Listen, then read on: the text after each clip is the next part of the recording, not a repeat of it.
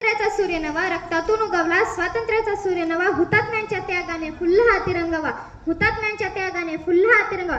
साखळदंड तुटली सारी मुक्त झाली ही धरा, साखळदंड तुटली सारी मुक्त झाली ही धरा, अभिमानाने गावाता जय हिंद हाच नारा, अभिमानाने गावाता जय हिंद हाच नारा.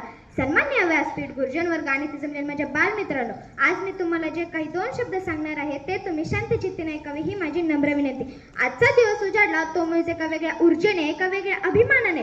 15 ऑगस्ट हा दिवस केवळ कॅलेंडरवरची तारीख नाही, तर तो आहे वीरांच्या कोट्यावरील धगधगणारी एक ज्योत, आणि ती ज्योत म्हणजे स्वातंत्र्य ज्योत.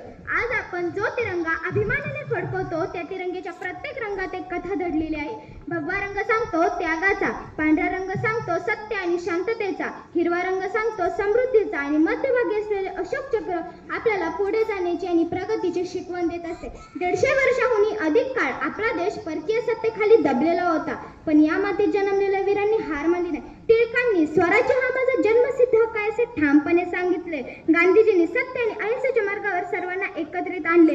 भगतसिंग, सुखदेव, राजगुरू यांच्यासारखे थोर वीरांनी क्रांतीची मशाल पेटवली, आणि या सर्वांच्या एकत्रिततेमुळे आपल्या देशाला स्वातंत्र्य मिळाले. 15 ऑगस्ट 1947 रोजी आपला भारत देश स्वतंत्र झाला.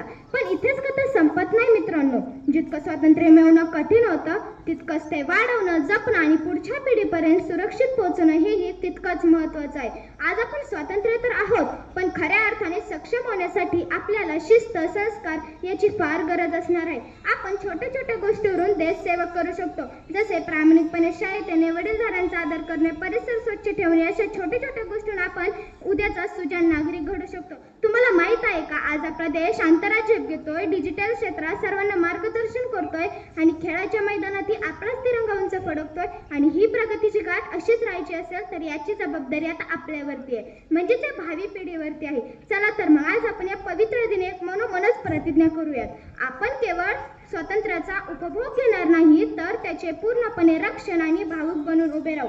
शेवटी जाता जाता एवढेच म्हणेन की मान वाढू या देशाची, कर्तृत्वाने नवा इतिहास घडू, मान वाढू या देशाची, कर्तृत्वाने नवा इतिहास घडू. तिरंग्याच्या साक्षीने प्रगतीचा नवा मार्ग रचू, तिरंग्याच्या साक्षीने प्रगतीचा नवा मार्ग रचू. धन्यवाद. जय हिंद, जय महाराष्ट्र. धन्यवाद राजेश्वरी.